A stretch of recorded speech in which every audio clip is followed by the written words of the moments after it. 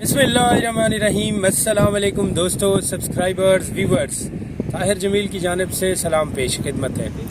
दोस्तों, आज हम आपको सैर कराने जा रहे हैं कोह सुलेमान के पहाड़ों में। वो कोह सुलेमान के पहाड़, ये देखें जी, इस तरफ ये रोड अब शुरू हुआ चाहता है। हम अंदरूने पहाड़ जाएंगे, आपको सैर कराएंगे।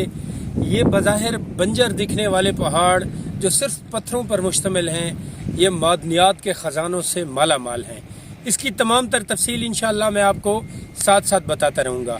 इब्तदाई तौर पर जब हम कोह सुलेमान के इन पहाड़ों का रुख करते हैं तो हमें क्रश प्लांट बड़े बड़े नज़र आते हैं।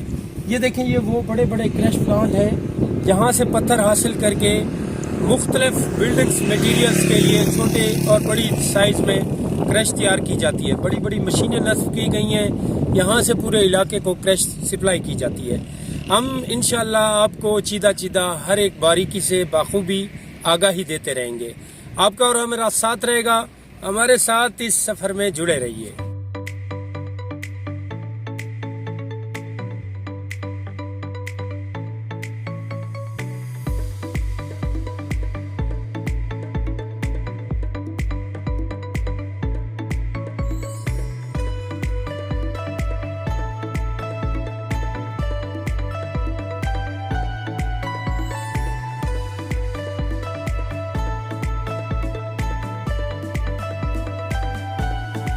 दोस्तों, अब यहाँ से वो पहाड़ी सिलसिले का आगाज़ हुआ चाहता है। हम आपको दिखाते रहेंगे। देखें जी, ये खूबसूरत पहाड़ जो बज़ाहिर बंजर नज़र आते हैं, इन पहाड़ों के मुताल्लिक़ मैं बताऊँगा। ये एक सिलसिला शुरू हो गया है कोह सुलेमान के पहाड़ों का।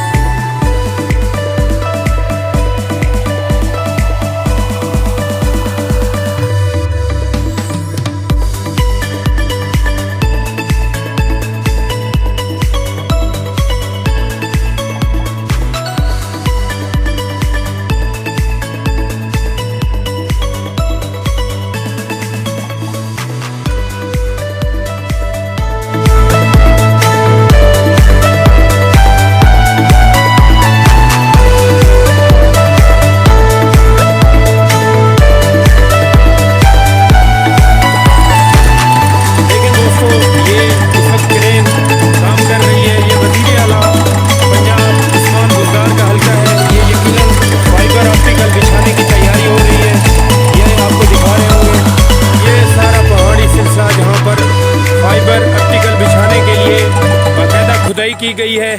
हालांकि इन बंजर पहाड़ों में खुदाई करना भी एक जुए शार लाने के बराबर है, मगर ये हम आपको दिखा रहे हैं। यहाँ पर खुदाई की गई है और ये फाइबर ऑप्टिकल बिछाने की तैयारी की जा रही है।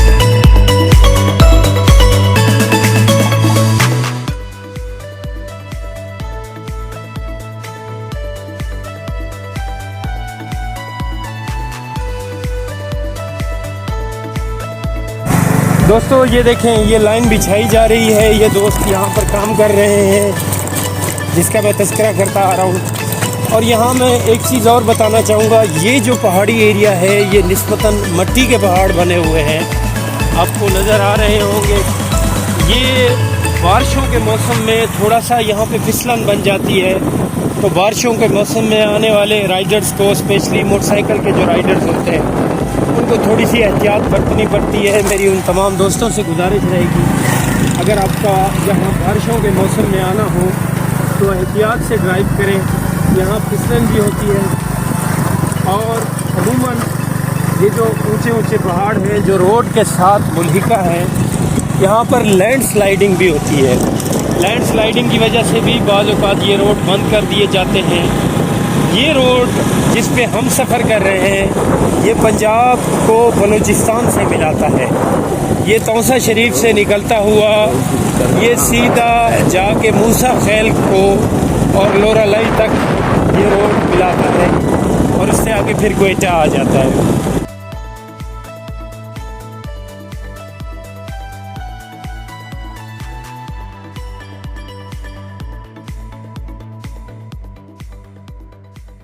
जी तो दोस्तों, ये पहाड़ों का सिलसिला आपके और हमारे साथ जारी और सारी है।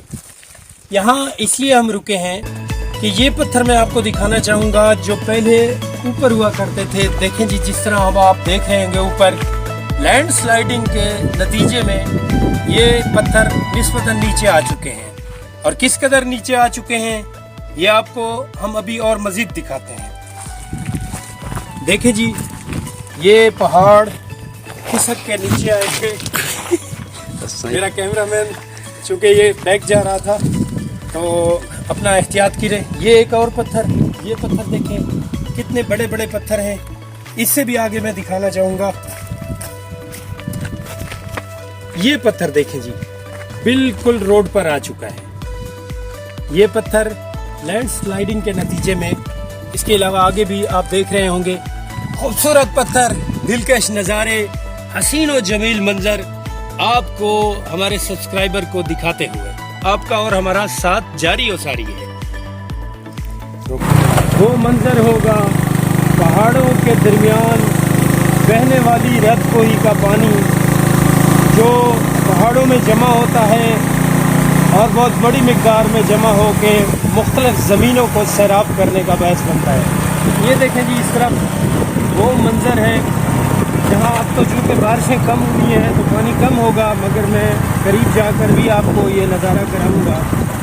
लेकिन ये यहाँ से गुज़रता हुआ रोड देखें किस खूबसूरती का मंजर पेश कर रहा है। एक तरफ पहाड़ है, एक तरफ वो दर्रा आ चुका है जिसे आम ज़बान में सराइकी में दर्रा कहते हैं, जहाँ पानी जमा होता है बड़ी तादाद में जमा होके आगे जाके पंजाब के मुख्तलिफ एरिया में और दरियाए सिंध तक जाता है ये पानी। तो ये पानी यहीं जमा होता है पूरे पहाड़ का और आगे जाके नहर का हिस्सा बनते हुए दरियाए सिंध में जा गिरता है। एक तरफ पहाड़ है, ये देखें बड़े ऊंचे ऊंचे तवील कद कामत पहाड़ आपको नज़र आ रहे होंगे। दरमियान में ये पुख्ता रोड और इसके साथ ही पानी के गुजरने के लिए एक रास्ता। ये देखिए यहाँ पर दरख्त भी आपको नज़र आ रहे होंगे।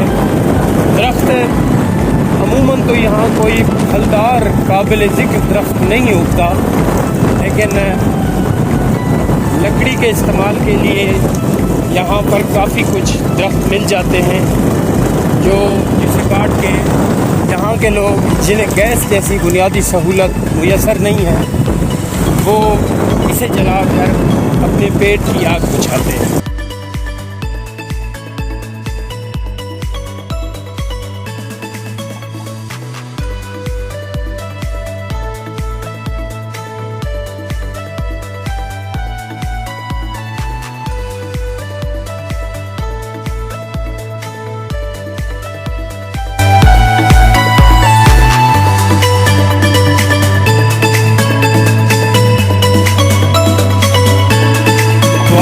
रास्तों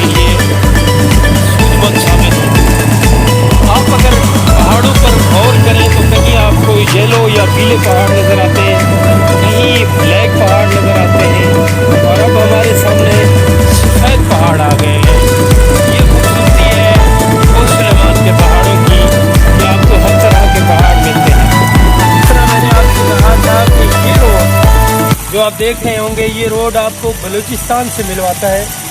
ये देखें मेरे सामने लगा बोर्ड, इस बात की दलील है कि मूसा खैल बलूचिस्तान का एरिया यहाँ से 106 किलोमीटर है, जबकि द्रुक ये भी बलूचिस्तान का एरिया है, ये 49 किलोमीटर है। तो आपको 50 किलोमीटर पर बलूचिस्तान मिल सकता है। देखिए एक नज़ारा देखें, ये खूबसूरत साइड देखें, ये खूबसूरत नज़ारा आपको कोह सुलेमान के पहाड़ों में ही देखने को मिल सकता है। और अब हम एक तफरीही मकाम पर पहुंचने वाले हैं। इंशाअल्लाह चंद ही लम्हों में हम उस तफरीही मकाम पर मौजूद होंगे जिसमें खासी हद तक तरक्की देखने को मिली है वज़ीर आला उस्मान बुज़दार के वज़ीर आला बनने के बाद। देखते हैं आगे आपका और हमारा साथ रहेगा, हमारे साथ रहिए।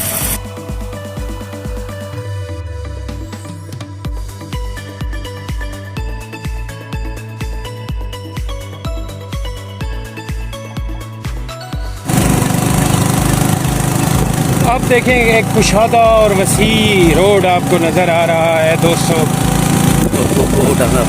और निस्बतन टूट फूट से बचा हुआ किसी हद तक।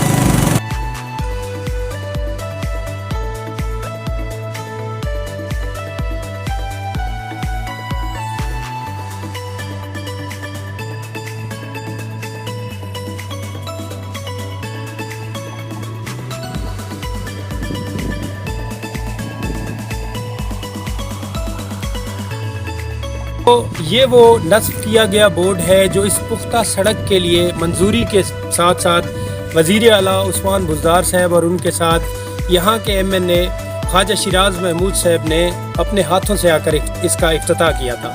देखें इस तरफ वो मनाजिर है जो इस पिकनिक पॉइंट की खूबसूरती और हुस्न है।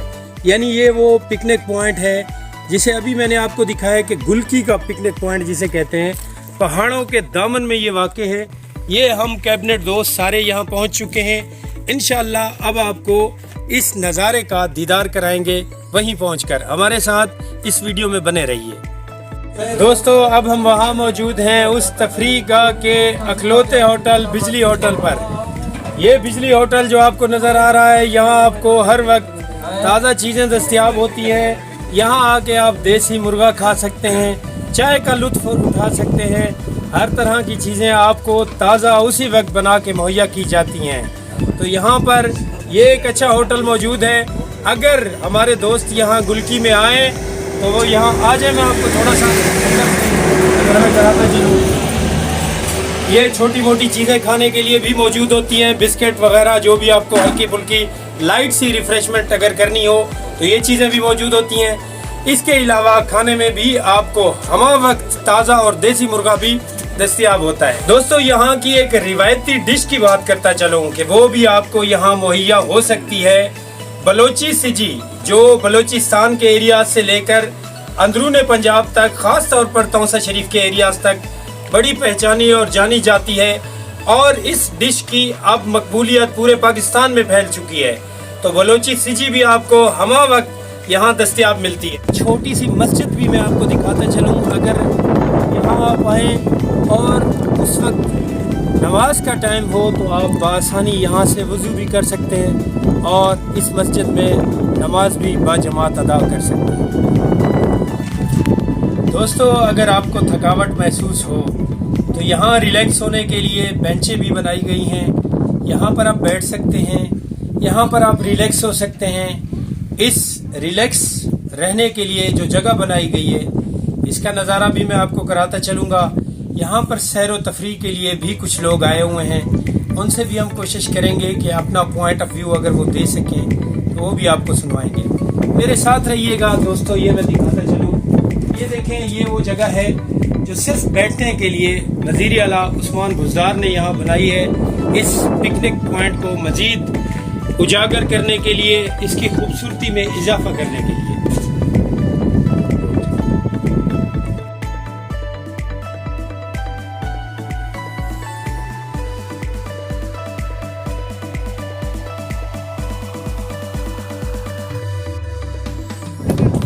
दोस्तों जिस तरह मैं बात कर रहा था, यहाँ बैठने के लिए, रिलैक्स होने के लिए शेड बनाए गए हैं। यहाँ यहाँ पर अलग अलग शेड मुख्तस किए गए हैं। यहाँ आपको एक शॉप भी मिल जाती है जिसमें बुनियादी ज़रूरियात की चीज़ें भी अवेलेबल होती हैं। ये शेड अगर मेरा कैमरामैन आपको दिखा सके तो ये ज़नाना शेड कहलाता है, लेकिन अगर ज़नाना यानी कि ख़वातीन यहाँ मौजूद ना हो तो आप इसे इस्तेमाल में ला सकते हैं। इस वक्त चंद एक दोस्त वो यकीनन इसी एरिया से बिलोंग करते होंगे, वो आए हैं यहाँ पर।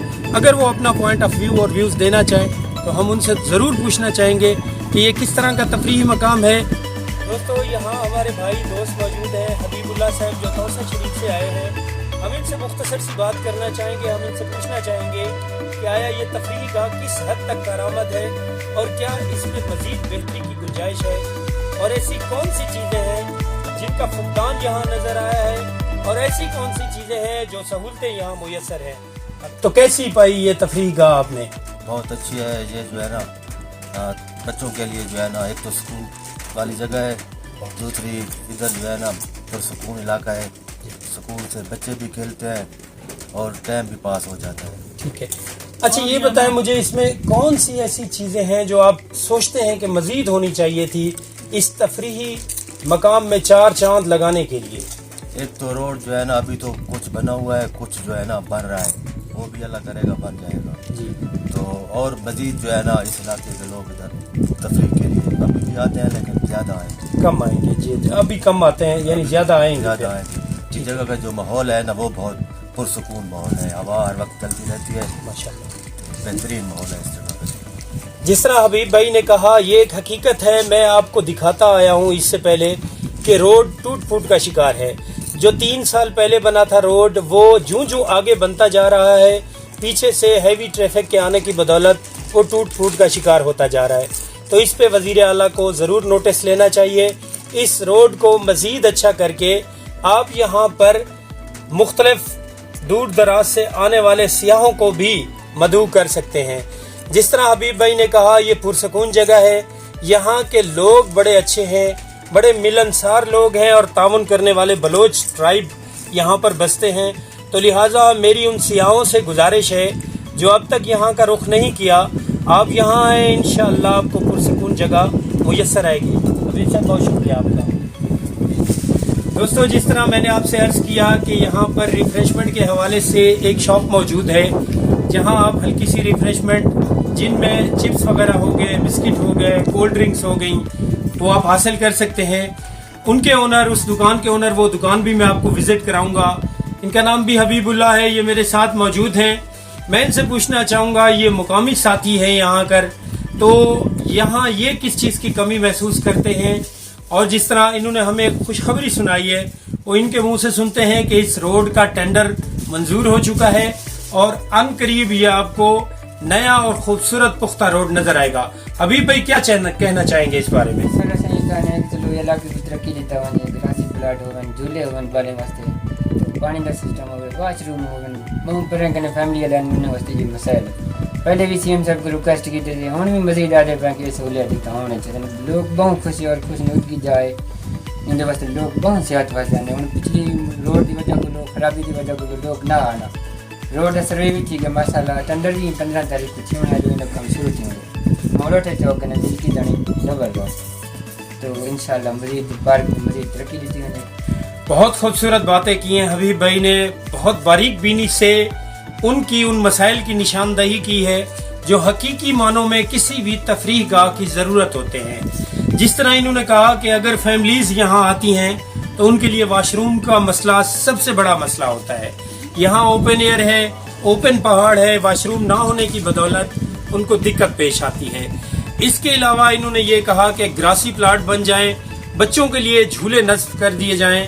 मैं रिक्वेस्ट करूंगा अपने चैनल की तवस्सत से वज़ीर आला पंजाब उस्मान बुज़दार साहब से कि ये बड़ी मामूली सी चीज़ें हैं, मगर इन चीज़ों का यहाँ पे करके नस्ब कर देना इंशाअल्लाह ताला इस एरिया के खित्ते की तरक्की का सबब बनेगा और बड़ी तादाद में लोग दूर दराज से यहाँ का रुख करेंगे।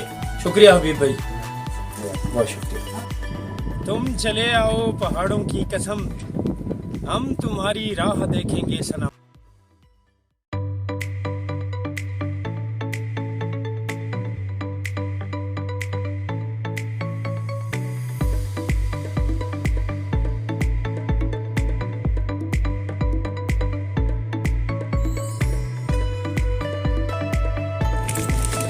यहाँ हम पहुँच चुके हैं उस छोटी सी कैंटीन और केबन के पास, जो केबन आपको रिफ्रेशमेंट के लिए यहाँ मुहैया किया जाता है। यहाँ बच्चे भी मौजूद हैं जो यहाँ से कुरकुरे, बिस्किट और मुख्तलिफ दूसरी चीज़ें खरीद कर इंजॉय कर रहे हैं। इनके ओनर हबीब भाई, जिस तरह उन्होंने पहले भी हमें बताया कि जो यहाँ मुश्किलात हैं, यहाँ तारिक भाई भी हमारे साथ विजिट के लिए, जस्ट घूमने फिरने और सियाहत के लिए आए हुए हैं। तारिक भाई से हम मुख्तसर सी बात करना चाहेंगे। तारिक भाई, आप कहाँ से बिलोंग करते हैं? ठीक है, तो आप इससे पहले भी यहाँ आते रहते हैं? जी सर। कैसा लगा आपको एरिया? एरिया बहुत अच्छा है सर। इसमें जो है ना थोड़े से वॉशरूम वगैरह ये होने चाहिए। बच्चे आते हैं, औरतें आती हैं, उनको ना मसले मसाइल होते हैं, थोड़ा सा वो होना चाहिए। यकीनन जी, तारिक की बात उसी बात को हम आगे बढ़ाते हुए, अब ये देखिए, ये एक सियाह है जो सियाहत की गर्ज से यहाँ आए हैं, मगर इन्हें भी ये मसला फेस करना पड़ा है और उसकी निशानदेही ये कर रहे हैं। तो हमारी एक बार फिर आला ओहदेदारान से, हुकूमती यहाँ पर बैठे हुए इक़्तिदार के मालिकों से, ख़ास तौर पे सीएम पंजाब वज़ीर आला उस्मान बुज़दार साहब से अपील होगी कि यहाँ पे थोड़ी सी निस्बतन तरक्की की जाए तो ये खिता इंतहाई खूबसूरत खिता बन सकता है। गाड़ियों के हवाले से मैं बताता चलूँ कि थोड़ी सी दिक्कत बढ़ जाती है निस्बतन बाइक से। अगर आप बाइक पे आएँ तो ये आसान होता है, लेकिन चूँकि जब फैमिलीज आपके साथ हों तो आपको गाड़ियों का सहारा लेना पड़ता है, तो गाड़ियों पे ये निस्बतन मुश्किल हो जाता है। तारिक भाई, एंजॉय करें। Thank you so much. Okay Habib भाई, आपके ताउन का शुक्रिया। इंशाल्लाह और आपकी और हमारी मोहब्बतों का सिलसिला जारी रहेगा।